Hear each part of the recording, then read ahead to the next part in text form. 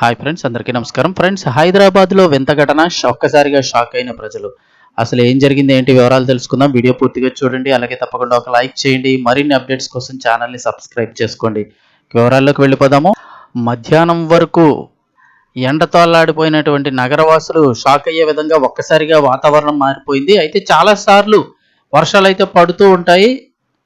అయితే ఈ రోజు మాత్రం ఏం జరిగింది అంటే, మంగళవారం వరకు మధ్యాహ్నం ఎండతాళ్లాడిన హైదరాబాద్ నగరవాసులకు సాయంత్రం వేళ వరుణుడు షాక్ ఇచ్చాడు.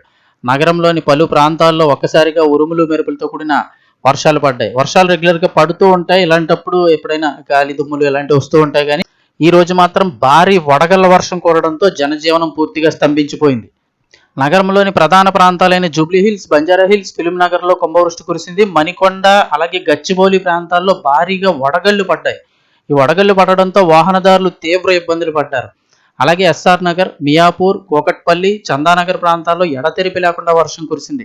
నగరంలో వెలుపలి ప్రాంతాలైనటువంటి సోరారం, కొంపల్లి, అలాగే దుండిగల్ పరిసర ప్రాంతాల్లో కూడా భారీ వర్షం అయితే కనుక దంచికొట్టింది. ముఖ్యంగా మణికొండ, అదేవిధంగా గచ్చిబౌలి ప్రాంతాల్లో భారీ వడగళ్ల వర్షం అయితే కనుక కురిసింది.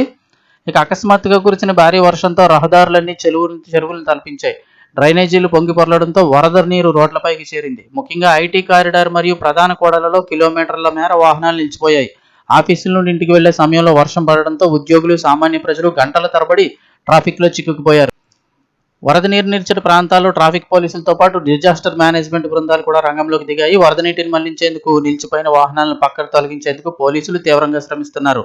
లోతట్టు ప్రాంతాల ప్రజలు అప్రమత్తంగా ఉండాలని అధికారులు సూచించారు. ఎందుకంటే నగరంలో ఇంకా ఆకాశం మేఘావృతమై ఉండడంతో రాత్రిపూట కూడా మరిన్ని వర్షాలు పడే అవకాశం ఉందని వాతావరణ శాఖ అధికారులు అయితే కనుక హెచ్చరిస్తున్నారు.